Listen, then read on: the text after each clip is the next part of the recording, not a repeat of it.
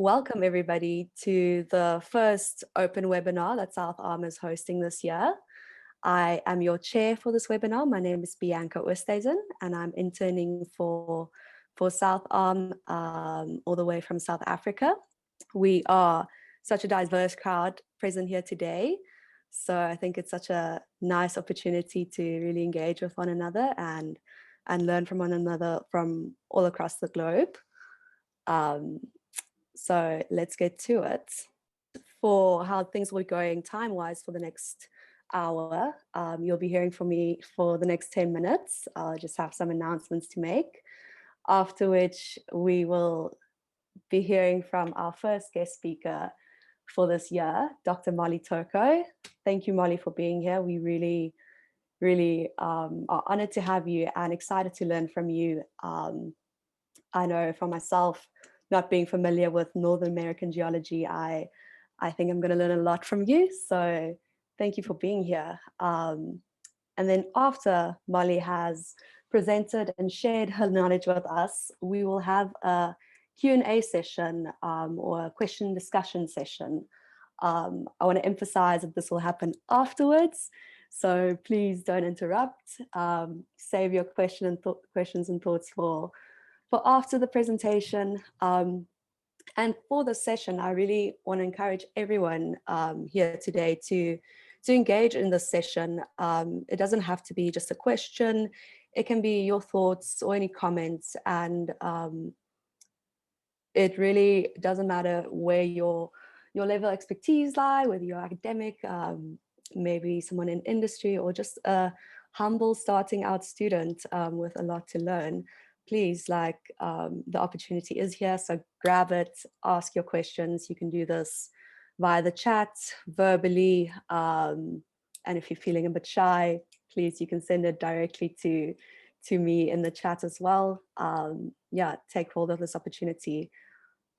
So for the announcements, firstly, I am very proud, and I think the rest of the South Arm team is also very proud to announce that we will be hosting the first ever All Geology Conference, July this year. Now, guys, this is really an event that you don't want to miss.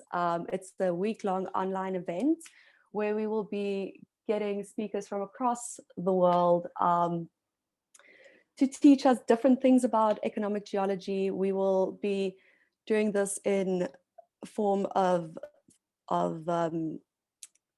presentations, forums, even short courses, and it really is an event for everyone, no matter where you find yourself in the economic geology realm, like as a student, as someone with years of expertise. So please do look out for it. You can find it on Facebook, on LinkedIn. You can also find information on our South Arm website. Please, if you have any thoughts or recommendations, or if you'd like to join us as a speaker or just join in general for the conference, please reach out. We are very excited about this conference and happy to have the whole community involved. So yeah, look forward to that. Then secondly, you guys might have already seen that we are hosting the second edition of our online integrated geophysics training course. This is taking place early February, from the 5th to the 7th. This will depend on your time zone. This really was a successful course in the past. It is being presented by Talma Isengard. She is a very excellent geophysicist, very passionate about teaching, and this whole course is supported by Sequent. So you will receive everything you need to do this course. You don't have to pay for GeoSoft, Oasis Montage, and you will receive a certificate afterwards. This really is a good way to develop your skills in geophysics, whether you are a geophysicist or a geoscientist, or just want to learn how to use geophysical data in Oasis Montage. And it's something that you can put on your CV. So please reach out. You can find it at southarm.com.pe at /geophysics, or you can send us an email at events@southarm. We have an early registration discount valid until the 27th, which is 6 days from now. So time's running out. Please register if you are interested. It really is a good course to attend. I'm attending it myself. So yeah, we'll be excited to have you guys. So before I give over to our speaker, let me just go through some general housekeeping rules to make sure that we all get the best out of this webinar. So firstly, make sure that you are comfortable for the next 15 minutes. Make sure people around you know that you've committed to something for the next 50 minutes. Switch off your phone, maybe grab a coffee or water, whatever your beverage of choice is, and make sure that you are ready to have a good time and learn from Molly. Maybe grab a pen and paper if you want to jot down some thoughts to share afterwards. And then lastly, please guys, mute your microphone. Make sure your video is also on mute. I think we've all learned within the last year how embarrassing it can be when you don't know that your microphone is not muted. So please make sure that it is muted now, and then you don't have to be that guy. So now we finally get to the reason that we are all here, and it is to learn from Dr. Molly Turko, all the way from Oklahoma. We are very excited to have you, Molly. Very thankful for you for giving us a bit of your time, sharing your knowledge, allowing us to pick your brain. It really is an honor to have you, and we are very thankful. So guys, just a bit of background on Molly. She is a structural geologist with more than 10 years of experience in the oil and gas industry. She has a lot of experience and spent a lot of time working in the basin that she'll be sharing about. So it really is an honor to learn about this basin for the first time from someone who is an expert. So over to you, Molly. Thank you for being here. Thank you. Thank you for that great introduction. Let me start sharing my screen. Let me stop sharing mine. There we go. Okay. Pick the right screen and share.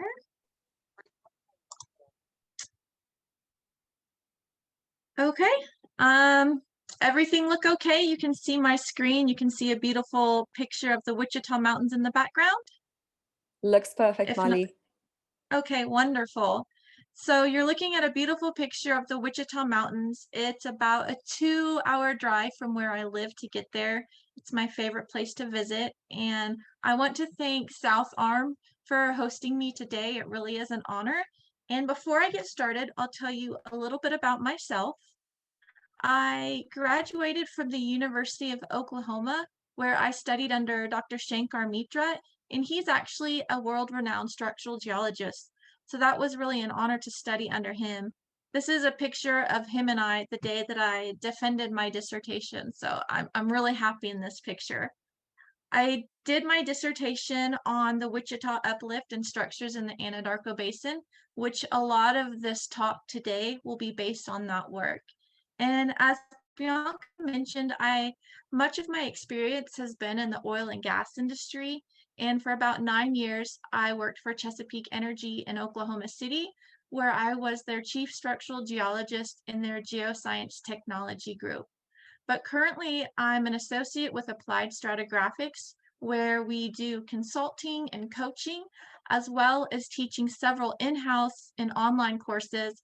But my favorite are the field courses that we teach, and I specifically teach one in Southern Nevada, as well as Oklahoma and Arkansas, and those are my personal structural geology courses. We have a great team that we work with. We all have expertise in different geology subjects. So if you want to learn more about what we do and who we are, I would recommend visiting stratigraphyhelp.com.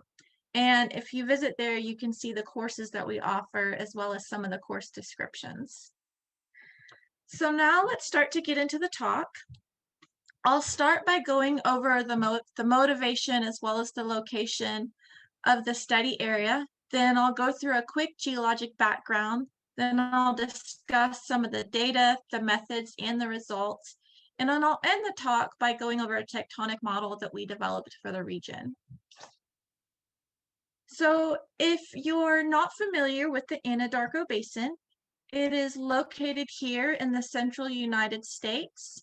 And much of that basin is located here in Oklahoma, which is outlined in red. And the Anadarko Basin itself is really important. It's a huge petroleum province. It's the fifth largest in the US. It's very deep. It's greater than 40,000 feet or 12,000 meters. It's the only commercial source of iodine in the US and also a helium producer. Now, this basin is important because it's been studied for decades, going back to the early 1900s. And for decades, many of the geologists have argued as to what the structural styles are and how they can be classified. Are they strike-slip structures? Are they thrust faulting? Or maybe a component of both, which would be transpression. So we'll look at each of those structural styles and try to answer some of those classic debates. But the structure in the Anadarko Basin is also important to understand because it really impacts the petroleum system elements, which include things like the trap and the seal, the migration pathways, and we also have our fair share of both geologic risk and operational risk. So the Wichita uplift bounds the southern boundary of the Anadarko Basin, and it actually shows up really nice in both gravity and magnetic data. So the Wichita uplift is shown here, approximately where you see this white dashed outline. So in the subsurface, this is what the Wichita uplift looks like. And this over here is actually part of the Arbuckle uplift, but it's still part of this system. However, at the surface, there's only a small part of the Wichita uplift that crops out at the surface. And that's the Wichita Mountains that are located right here. Now, this is one of my favorite places on Earth. It's about a 2-hour drive. I live here in the central part of Oklahoma, and that's where those pictures are from that you saw in the previous slides. So much of the study area is going to include this red rectangle here. And for this talk, I'm going to divide it into 2 parts. For the first part of this talk, I will discuss the regional structural styles, so looking at big picture within this red rectangle. Then for the second part of this talk, we're going to zoom into the southeast part of the Anadarko Basin and look at some of the structures in the basin. So let's get started with the geologic background. The geologic background can really be divided into 3 main parts, with the first being a failed rift. So we had this Precambrian to Cambrian failed rifting stage, and during that time, we also had the emplacement of a large igneous province. So we had these beautiful igneous rocks that were in place, and these are what you're seeing here in this magnetic map up here. So the extent of the failed rift arm is approximately within this white dashed line. After the rifting phase, that was followed with post-rift subsidence, where we had a pretty significant amount of carbonate deposition on top of that subsiding rift. And then during the Pennsylvanian, so about 300 million years ago, we had the structural inversion of this failed rift. And then as the Wichita Mountains sit today, we only see a part of that that is exposed at the surface. But let's get back and start talking about the Pennsylvanian orogeny. So here you're looking at a paleogeographic map of the late Pennsylvanian, so about 300 million years ago. And just to get you oriented, here's Oklahoma on that map. The Wichita uplift located in southwest Oklahoma. During this time, we also had the uplift of the ancestral Rocky Mountains. And also during this time, we had the collision between North America and Africa/South America. Now, when that occurred, that's when we had this Ouachita front develop. So we have the Ouachita Mountains down here in southeastern Oklahoma. Now, much of the traditional literature have attributed these basement chord uplifts to the collision between North America and Africa/South America. However, much of that deformation is actually considered thin skin. So in other words, the basement is not involved, whereas these uplifts are thick skin where the basement is involved. However, some of the more recent studies have actually proposed that it was plate tectonic interactions between the western and the southwestern margins of North America, along with the Wichita margins, that actually resulted in a strong northeast directed contraction, shown here. Now, we tend to favor this interpretation, and as I go through this talk, I'll kind of show you why that is leading up to that tectonic model. But before we do, I want to quickly discuss the stratigraphy of southern Oklahoma, because the stratigraphy plays a big role on the structural styles that develop. So the stratigraphy can really be divided into three main packages. The first being the basement, which includes the Precambrian crystalline basement, as well as the Wichita igneous complex. On top of the basement, we have our pre-Pennsylvanian section, and that is dominated by thick bedded carbonates. And then we have our Pennsylvanian section, which is dominated by thin bedded clastics. We've also identified two levels of detachment, one being here near the base of the Pennsylvanian section, and this is near the base of the Springer Shale, which is a thick shale package at the base of this package. And we've also identified a second detachment level near the base of the Arbuckle, where the Arbuckle typically sits right on top of the basement. In some areas, we get this small transgressive sandstone, but really the big package on top of the basement is this Arbuckle section. Okay. So much of the data that went into this project included a pretty significant amount of 2D and 3D seismic data, along with well logs, gravity and magnetic data, as well as the surface geology. The methods were to select the seismic cross-sections, tie those wells to the seismic cross-sections, interpret those, and then a select few were selected for palinspastic restorations. And then the other big thing that I did with this data was to construct a regional structure map on the Arbuckle. So in the next slide, I'm going to zoom into this red rectangle that you see here and show you that Arbuckle structure map.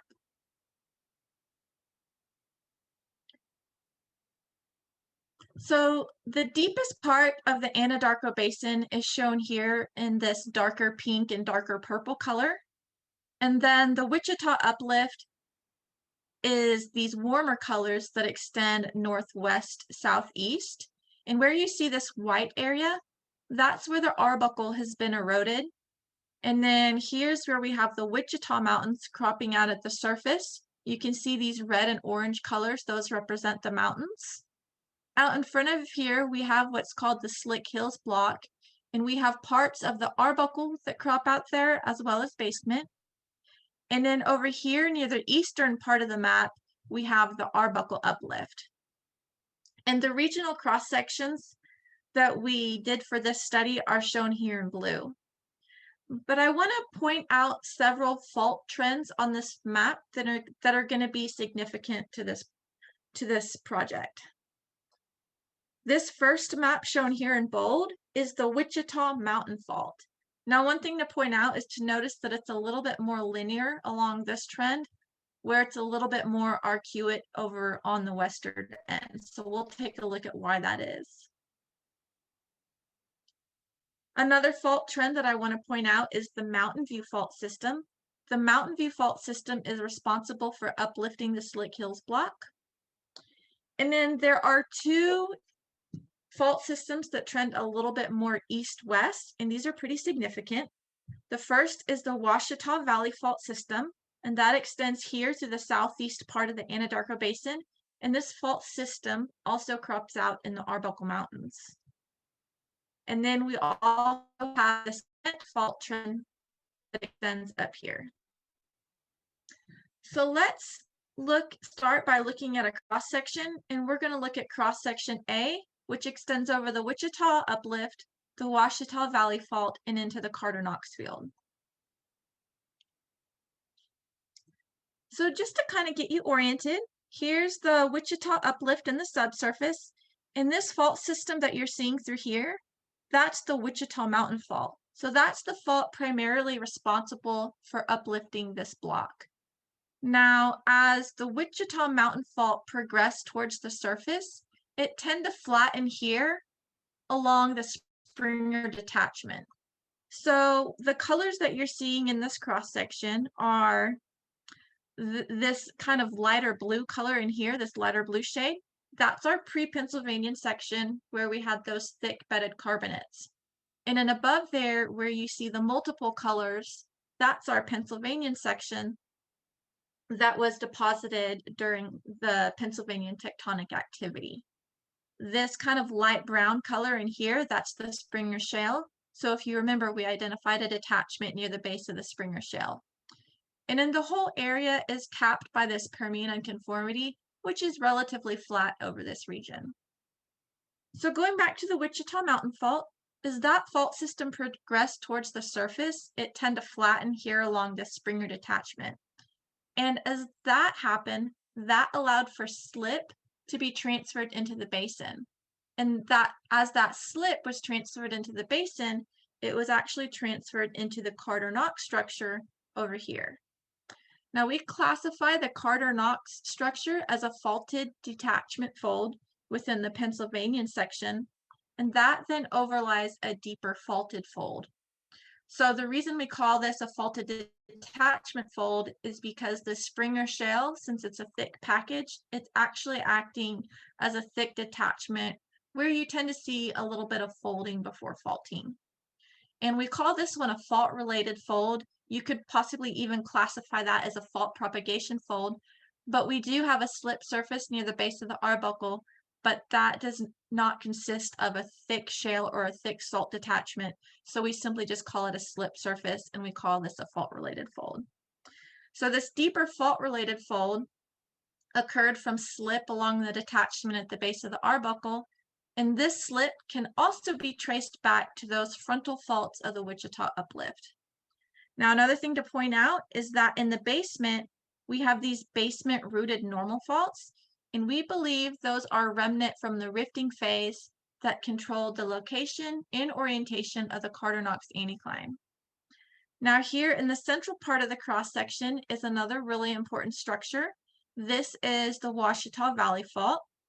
And we interpret the Wichita Valley Fault as a left lateral strike-slip fault that links back down into one of these basement-rooted normal faults that had become reactivated with strike-slip displacement. As that strike-slip displacement occurred and this fault propagated towards the surface, it allowed for a graben to form. Now this graben is filled with Virgilian age sediment. So the Virgilian is this kind of light peach or this light color in here. And that was the last package that was deposited before everything became truncated by this Permian unconformity. So the Virgilian is going to be very late in the Pennsylvanian versus some of these earlier horizons that were in the early parts of the Pennsylvanian. So we believe this Wichita Valley Fault, as that became active, that occurred during the late part of the Pennsylvanian. And that might make more sense as I go through the cross-section restoration. So this is looking at all the stages of the cross-section, but let's go ahead and just look at each one of these individually. And we'll start down here with the early Mississippian. So during the early Mississippian, prior to any orogenic activity here, everything was relatively flat, except maybe a few of those basement-rooted normal faults. By the time we get to the late Miss, the end of the Springer, we've had a little bit of slip on the Wichita Mountain Fault, and we know that based on some onlapping surfaces that onlap this uplift a little bit to the southeast of here. And as this fault started to progress towards the surface, it allowed for several imbricate thrust faults to develop along that Springer detachment. Now the next stage is the end of the Moroan at the Moroan unconformity, And by this time, we've had a pretty significant amount of slip occur along the Wichita Mountain Fault. And that allowed for these imbricate thrusts to develop, which were then truncated by the Morrowind unconformity. By the end of the Atoken, while some of these thrust faults became truncated, others became reactivated, including the one at Carter Knox that is now starting to develop. By the end of the Demornian, we still had a pretty significant amount of folding and faulting, as you can see by the thickening and thinning of these packages representing our syn depositional fill. And this was really kind of the last stage before we get into the strike slip movement. So if I go forward one more, that's our final cross section. And there really wasn't a lot of folding to restore in the Missourian or the Virgilian. So going back through that, going back up here, what you can see is here near the central part of the cross section, we have another faulted detachment fold that forms. And then that faulted detachment fold ends up being cut by the Ouachita Valley Fault. So you can see that deeper folding versus up here in those later packages, it simply goes straight across. So you didn't have folding on this structure. So let's just quickly run through that, and it will almost look as if the cross section is being put into motion. Okay, so I hope you enjoyed that. Next, let's move on and look at cross-section C. And this cross-section extends over the southeast part of the Slick Hills block and then over the cement fault trend. So just to get you oriented, the Wichita Mountain Fault is located back here. And then in this part of the cross-section, you're looking at the Mountain View Fault system. Now, the Mountain View Fault makes a tri-shear-like geometry. And whenever you get that tri-shear geometry, you tend to get pretty intense faulting and folding above the fault tips, which is making up this pretty significant fold up here. Now, just like the Wichita Mountain Fault, as the Mountain View Fault system progressed towards the surface, it tended to flatten along that Springer detachment, once again allowing slip to be transferred into the basin. And that slip was then transferred into the cement anticline. So just like what we saw at Carter Knox, the cement anticline could be classified as a faulted detachment fold that overlies a deeper faulted fold. And at this structure, we also believe we're seeing one of those deeper basement-rooted normal faults. However, the cement anticline is oriented more east-west, whereas the Carter Knox anticline was oriented a little bit more northwest-southeast. So what we believe is happening at the cement anticline is that this basement-rooted normal fault becomes reactivated with strike slip motion. And as that strike slip motion occurs, that allows for a graben to cut the crest of the cement anticline. And that graben is filled with Virgilian age sediment, indicating the late timing on that fault. So once again, we have this east-west fault system, this strike slip fault system that was active during the late part of the Pennsylvanian, but not necessarily during the early parts. So I have more on cement whenever we get into part 2 of this talk, but for now, let's continue on with our regional sections. We'll look at cross-section D, which extends over the Slick Hills block. So just to orient you, we have the Wichita Mountain Fault back here, and then the Mountain View Fault system back here. The Mountain View Fault system is accompanied by the Alden Fault, which could simply be thought of as a forward imbricate. It then contains 2 back thrust faults, one of these being the Blue Creek Canyon Fault, which actually crops out at the surface. And surface studies have actually identified a little bit of left lateral oblique reverse kinematics. So a major reverse fault with some kinematic indicators that show left lateral strike slip. And then we have a second back thrust fault that was identified from this well that was drilled in 2007 that penetrated a repeat section of Arbuckle and the basement. So this is kind of an idea of what that Slick Hills block looks like in the subsurface. Now let's look at a cross section here in the very western part of the Anadarko Basin in the Wichita Uplift. And if you remember when I was describing the regional trend of the Wichita Mountain Fault, it tended to be more linear over on this side and then a little bit more arcuate over here. Well, the reason you see kind of that geometry is because by the time we get to the western part of the Wichita Uplift, the Mountain View fault system and the Wichita Mountain fault system have essentially merged to create a stacked thrust fault geometry. And we also have the Sentinel anticline located here, which is simply an overturned fold that has then been truncated. And this fold likely developed during the early parts of the Pennsylvanian based on the horizons that are folded in here, and then became truncated by this unconformity at the base of the Des Moines. So this green horizon that you see in here is the Des Moines, and that essentially truncates this fold. However, if you trace the Des Moines stratigraphy and some of the later stratigraphy of the Pennsylvanian onto the Wichita Uplift, they actually become truncated by the Wichita Mountain Fault. So that's telling us that the Wichita Mountain Fault was pretty active throughout all of the Pennsylvanian. Now let's move on and look at a structure on the south side of the Wichita Uplift. Now on the south side of the Wichita Uplift, the structure is a little bit more simple. What we see are high angle reverse faults, and these faults actually dip close to 60 degrees, which is more what we would expect for normal faulting.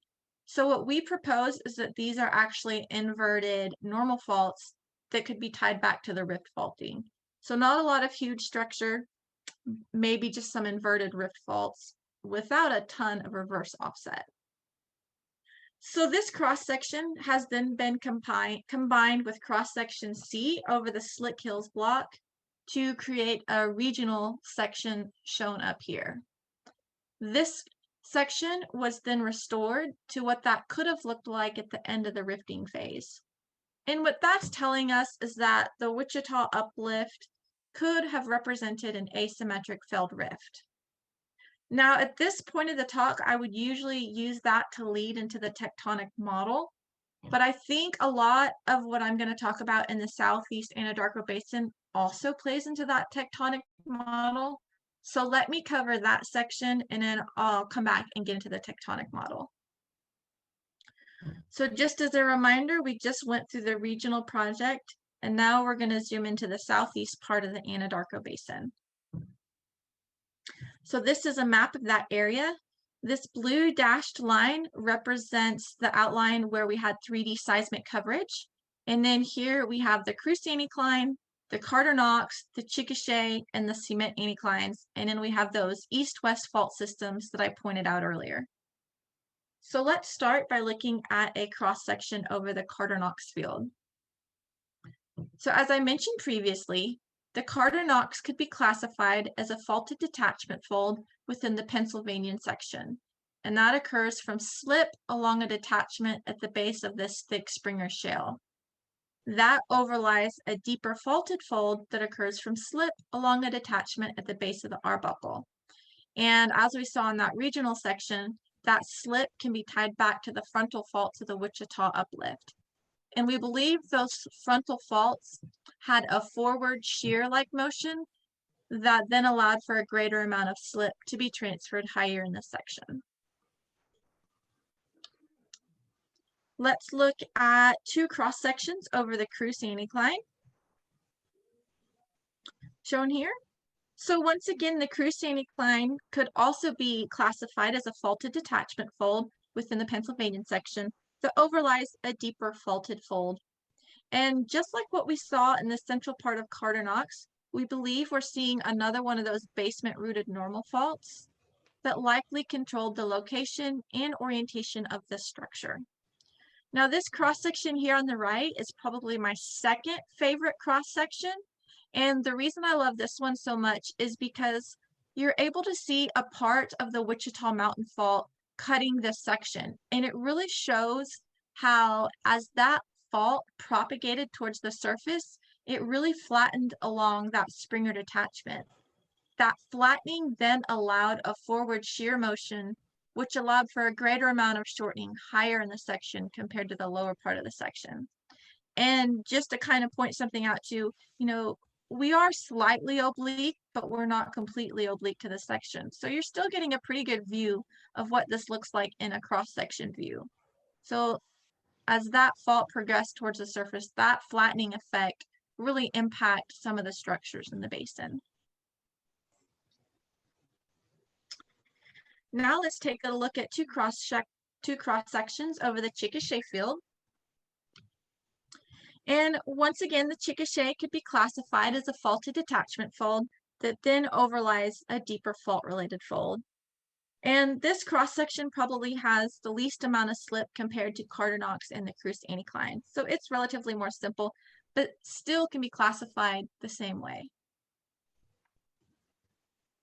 So now let's come back to the cement anticline. We saw the regional cross-section over the cement anticline, but let's take a deeper dive into what this anticline is doing as well as this fault system through here. So this is a closer look at the cement anticline, and as I mentioned previously, it could be classified as a faulted detachment fold within the Pennsylvania stratigraphy that overlies a deeper faulted fold. And as I mentioned in our regional section, we interpret one of those basement-rooted normal faults that likely controlled the location and orientation of this structure. Now the cement anticline trends more east-west, so what we believe happened is that this basement-rooted normal fault became reactivated with a sense of strike slip. And I have a block model to kind of illustrate that. So during the early part of the Pennsylvanian, this is what the structure could have looked like. So we have a basement-rooted normal fault that controlled the location and orientation of the shallow structure, which includes a deeper faulted fold and a shallower faulted detachment fold. By the time you get to the late Pennsylvanian, this basement-rooted normal fault becomes reactivated with a sense of strike slip, allowing that strike slip fault to cut up through this structure, which then allowed for a graben to form. So there must have been a slight component of transpression or transtension, and that allowed this graben to form. And what we see is that this graben is actually filled with Virgilian sediment. So that proposes that this strike slip motion occurred very late in the Pennsylvanian. Now, just to kind of foreshadow here, what we're going to propose is that this late strike slip motion, that occurred due to a rotation in the regional stresses. So that's just kind of a foreshadow or a preview of what's to come in a few slides. But first, let's take a quick look at this structure in map view.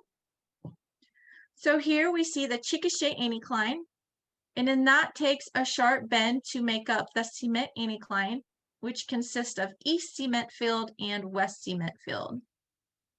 So the main thrust fault responsible for the anticline is outlined here. And then what we see happening later, in the later parts of the Pennsylvanian, is that the basement-rooted normal fault allows for strike slip faulting to cut the crest of this structure. As that strike slip faulting occurred, you tend to get these small pull aparts develop. And when you have the data to map a pull apart in pretty good detail, that's actually a great way to measure the amount of strike slip that has occurred. So here in the west cement field, we see about 2.5 miles of left slip versus about 0.5 mile in the east cement field. So that's telling us that the strike slip displacement is decreasing as we go to the east. Now, the strike slip faulting cuts through the system, and it actually extends here beyond the folded structure.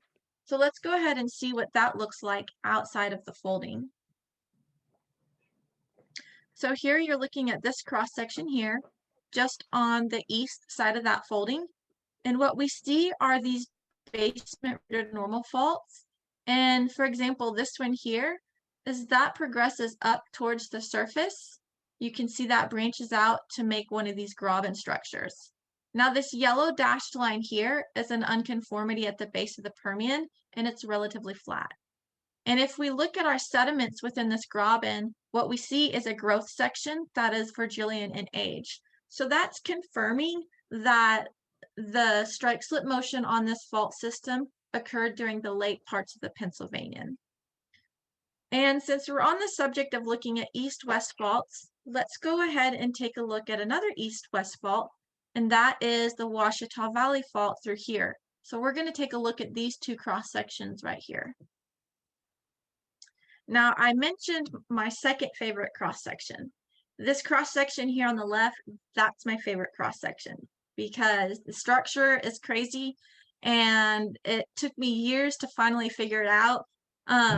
But it's my favorite cross section, probably because it drove me so crazy.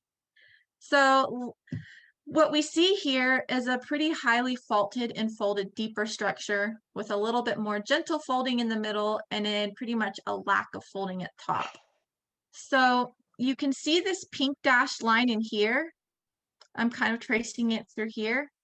That's an unconformity at the base of the Des Moines. The Des Moines is about the middle Pennsylvanian. So what that's telling us is during the early to middle parts of the Pennsylvanian, we had pretty significant faulting and folding on this east-west structure. And that likely occurred from slip along this detachment at the base of the Arbuckle. Now, during the Des Moines, so during the middle parts of the Pennsylvanian, we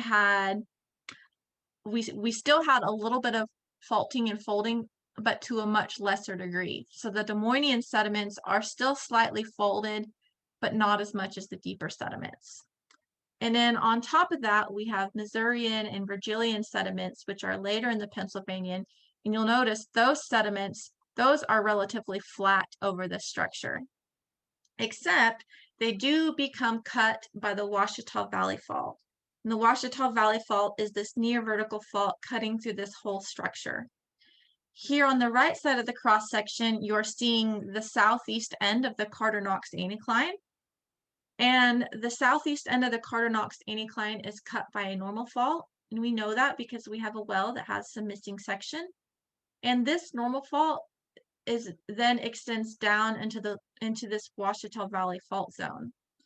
Now, a lot of the stratigraphy across this is relatively uniform, except for the Virgilian, which is located right up in here, because once again, we have the Permian unconformity, which is relatively flat, and we see a pretty significant growth section in the Virgilian, as well as maybe some here in the Missourian as well.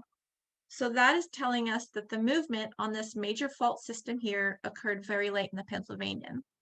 And if we look at this cross section, which is just a few miles to the east outside of this little folded structure here, we really get a picture of what the Wichita Valley Fault system is doing through here outside of the folding. So what we see is we have a near vertical fault here, and then we have a second normal fault that then links up into that, and it likely has a component of strike slip. But really the big thing to see here is that while much of the stratigraphy across this fault system is relatively uniform, we see a huge growth section within our Virgilian system.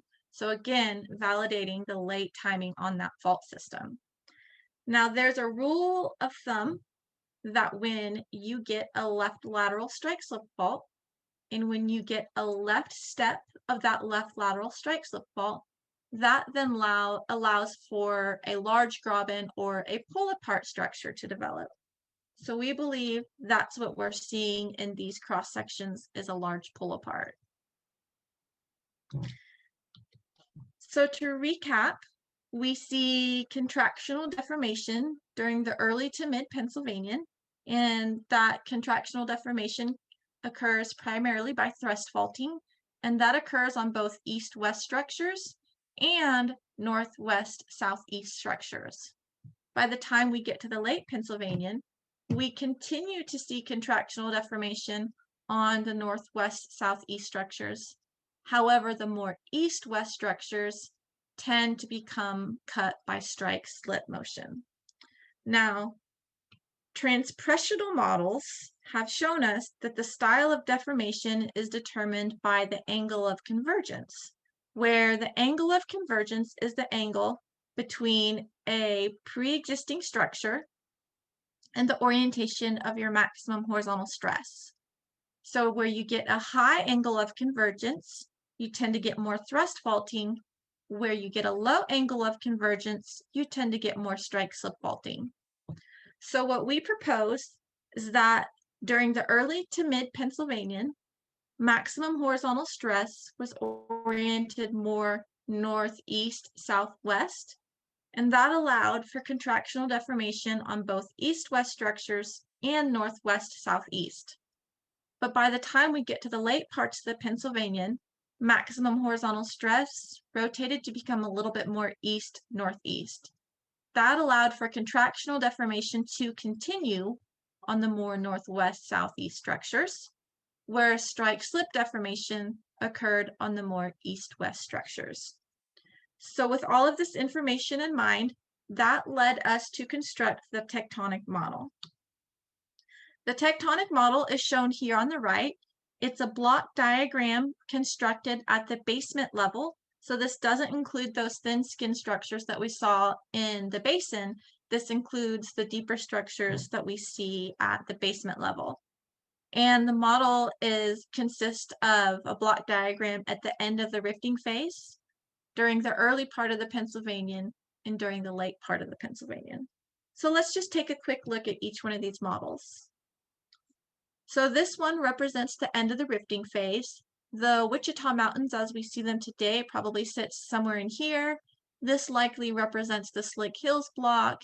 And then somewhere in here would represent the Arbuckle Mountains and the Arbuckle uplift through here. So during the early to mid Pennsylvanian, we had structural inversion of the rift that allowed for contractional deformation to occur on a lot of these pre-existing rift faults, as well as, so there's another fault right here that I haven't mentioned, and this is the Nemaha fault, and it trends more north-south. And when I study the seismic over this fault, what I see is right lateral strike slip indicators, and the timing of that fault would have been during the early to mid Pennsylvanian. By the time we get to the late Pennsylvanian, that fault system pretty much fell dormant. Well, if you think about a north-south fault and you think about a northeast-southwest directed stress, that actually puts this fault system at an optimal orientation for right lateral strike slip displacement. So this fault actually helps to validate this model. By the time we get to the late Pennsylvanian, stress rotates to become a little bit more east-northeast. That then allows for strike-slip deformation to occur on some of these east-west structures while maintaining contractional deformation on the more northwest-southeast structures. And just to orient you, I threw a few labels on here. So this would be where our Arbuckle anticline is. This would represent the Wichita Valley fault system through here, the Cement fault system through here, the Slick Hills block, and kind of the core of the Wichita uplift. So in conclusion, we propose that the Precambrian to Cambrian failed rift laid the foundation for later Pennsylvanian age structures, and that the basement-rooted normal faults were either reactivated or controlled the location and orientation of the Pennsylvanian age structures. Contractional deformation dominated during the early parts of the Pennsylvanian when maximum horizontal stress was oriented northeast-southwest. That allowed for the frontal fault of the Wichita uplift to transfer slip into the Anadarko Basin. Slip was transferred along the Springer and the Arbuckle detachments, allowing for those thin skin structures to develop in the basin. And there was a forward shear motion on those mountain faults that really allowed for a greater amount of slip to be transferred higher in the section along that Springer detachment. By the late Pennsylvanian, we continue to see contractional deformation along the northwest-southeast oriented structures, whereas the more east-west structures underwent a component of strike-slip deformation. And what we propose is that that occurred due to a rotation and the maximum horizontal stress to become a little bit more east-northeast. And with that, I would like to thank all of you for listening, and thank you to South Arm. I will open it up for questions, and if you enjoyed this work, I have several publications. You can download my thesis for free, or if you're interested in any of these publications, I am happy to email those to you. You can follow me on LinkedIn and, of course, Applied Stratigraphix to find out more about some of our courses. So thank you all very much. Thank you, Molly. That was really, really insightful. I'm sure everyone enjoyed the talk as much as I did. We already have a question that came through directly to me about the seismic method that you guys used. How deep does this go? I'm quite unfamiliar with this method. If you can maybe tell us a bit more about that. Sure. So our seismic data, let me get this out of screen sharing mode real quick. Put this over here. Our seismic data in the Anadarko Basin, it kind of just depends on when it was acquired. A lot of our regional 2D lines, some of them you can see down into the moho, the deeper parts of the crust, and we call that our CoCorp data, and that was pretty much acquired back in the 80s. But then for a lot of our more modern 3D seismic data, that I think that can see maybe a 1,000 meters into the basement usually. A lot of times they will crop that out. I'm just trying to think of a good seismic line to pull up that might show that. So this one is actually goes over one of the deepest parts of the basin, and you can see the seismic data, a lot of that was cropped out here, which is approximately maybe about close to 40,000 feet or 35,000 feet. But it all kind of just depends on the vintage of the seismic data and the processing. It can see pretty deep though. Okay, cool. So some of the data, or like the seismic data that you use, are from previous studies or other authors or studies done on the area. Did you collect any of your own seismic data, or is that something that's not really budget? So when I worked for Chesapeake Energy, they collected their own seismic data for some of these surveys, and then we also used vendor data. So on that acknowledgement page, I think I listed 3 different vendors. So we would essentially license that data, and but they didn't actually own it. So all of this is proprietary data, but the vendors have given me permission to publish and present certain lines that I've requested. Cool. Anyone else have any questions? Someone asked in the chat, can we see strike slip on seismic? Yes, so I don't have a great example up here. Actually, I think I threw one in the appendix. So there's a seismic line here, and I didn't necessarily, I kind of took it out of the top to save on time. But when we see it in the cross-section view, what we see is, the reflectors come and then they kind of abruptly die on both sides. So we tend to get a vertical line through here. And that's actually pretty rare. A lot of times in strike slip, you don't sorry, see Molly, that. I think we're not seeing your screen or what you're showing on your screen. I don't know if it's just me. We just see a folder open in front of your presentation. Sorry. Okay. No, you're okay. I'm looking at, I put it on the wrong screen. Okay, so this is one of the cross sections from cross section B over here that crosses the Wichita Valley Fault, and we do see a near vertical line. And if you had just a couple seconds, I could actually pull up an uninterpreted version of this line where you see it. But what you see are the reflectors coming in, and then you kind of get a dimming through here where the reflectors just abruptly die out. And if we do look at this from map view perspective, we actually see this pretty nicely in the basin. So here I'm showing somebody else's work. I think this is a better example. But when you do your seismic attributes and then you can extract that over a horizon or simply do a time slice, a lot of what we see are actually the kinematic indicators for strike slip. So we see our Rydell slip surfaces where we get a little bit of extension.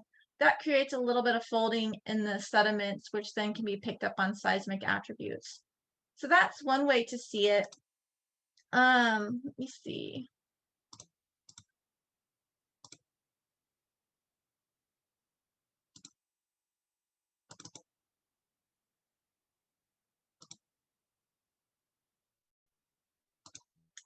I do have another presentation where I actually do go into a pretty detailed look on the Wichita Valley Fault. And in this presentation, we do see the strike slip and the seismic data, which is actually pretty cool. I think you deserve an opportunity to see that just real quickly. Please, thank you for sharing. Yeah. Another person asked the units for seismic data.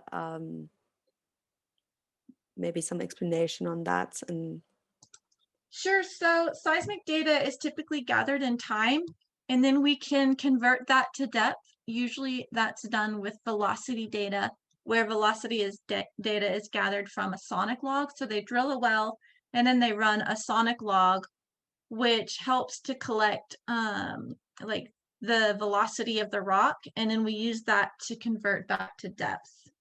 So in the cross sections that I showed you, a lot of times the seismic section was shown in time, and then that was then depth converted, and that was that more colorful section that you saw below. So in this case, that's what you were seeing for my presentation. Some people do present the seismic data in depth versus time, but for this case, I was simply showing you time and then the depth conversion. But this is showing some of the strike slip faults and seismic without that interpretation. So I hope you can see that from your end, but you see this almost near vertical geometry in there, which is pretty cool in the seismic data. It's rare. A lot of times you kind of just get this fuzzy zone of deformation and you don't actually see that strike slip fault plane because it's hard to resolve that in seismic data. But that's pretty cool, and we see that in a lot of the seismic data through here as well. So here's showing you kind of where it branches out, and then the vertical part of the strike slip is shown through here. So I hope that was helpful. I love this seismic data in this fault system. I think it's really cool the way it comes out. thank you, Molly. Thank you for showing us how it works. We have a few more questions. Someone said rifting stage, it seems that some of the normal faults intersect or interact. Relay ramps, question mark. Any evidence of it in the sections and how it affected the reactivation? Yeah, that's a great question. I don't know that in the seismic data itself that the clarity is great enough to resolve that. So what we kind of depend on is how that was overprinted during the contractional stage. So one of the hypotheses is that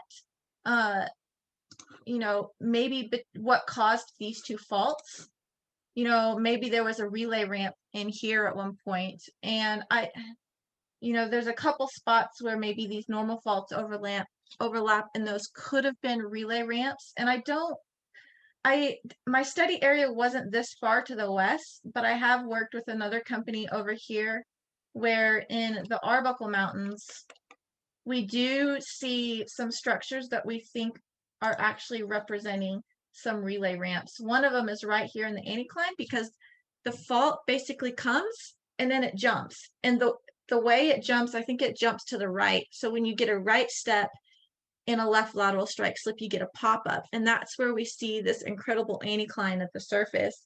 And we believe that's a result from pre-existing structures that became reactivated in strike slip. And then you had that right step on a left lateral strike slip fault. And there's another one of these that an operator had shown me located in here where they see another one of these deep pull apart grabens, and there's really no explanation on why you would get these deep pull apart basins in like what you would normally think of as like a contractional thrusting regime, except unless you had strike slip displacement on a pre-existing structure. So it's a little complex, but I hope I did okay explaining that. Thank you. Yes, Molly, thank you for sharing. Does anyone else have any other last questions in the chat?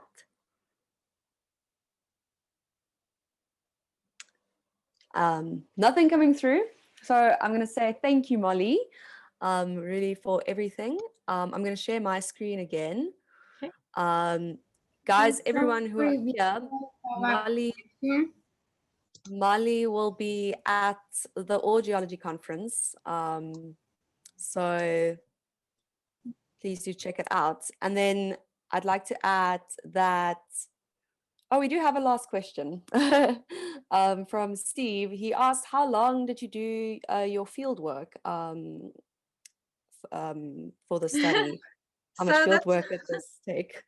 that's a big question because I did this while working part-time, and I started all the way back with my master's thesis, which was in 2010, no, 2000, yeah, 2010 and 2011. And then I worked for about 2 years full time before going back to school part time.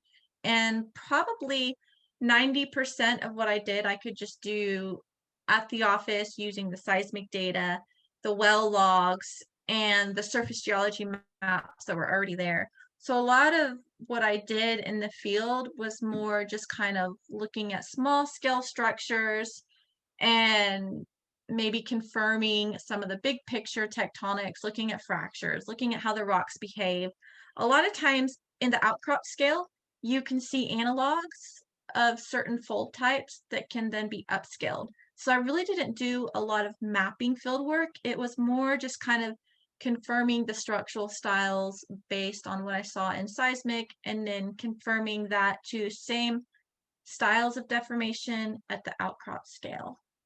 But I just graduated December of 2019. So in total, I would say 3 or 4 years of working full time, because I did do it part time, even though it took me probably 8 or 10 years full part time. Cool. Well, it must have been very fun to do some field work as well as some office work on a study. So we have another question that asked, are your cross sections, are these like in mountain ranges because they all seem quite flat, or is it maybe just we're not looking at it correctly, or are these more flat-lying areas? Yes, it's more flat-lying areas. If you were to come to Oklahoma and stand in the Anadarko Basin, you would not see a mountain anywhere around you unless you were very, very close to the Wichita Mountains.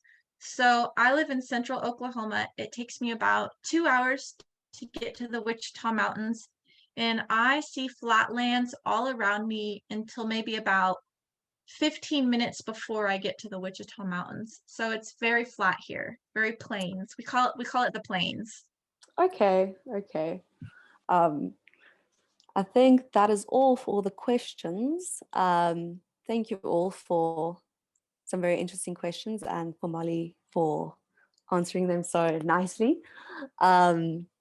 So before we all go, I'd just like to let you know that we record these webinars and upload them onto YouTube. So please do check out our YouTube at South Arm. We have educational content. If you miss a webinar, you can always check it later. So yeah, please like and subscribe. And then I also want to announce that we have our next open webinar due on Thursday, February 18th by Dr. Anthony Kate. He's a senior consultant at SRK Consulting. He will be talking about machine learning, especially in prospectivity mapping. And I think for a lot of our young geologists, this is a very interesting talk, especially to see how technology will influence our careers. So I highly recommend you guys stay tuned for our next webinar. And then I just want to say thank you all for taking part and for being here. It really is for all of us to learn. And I want to thank Molly again for your time and your insight. It really has been a pleasure having you. Thank you all from South Arm.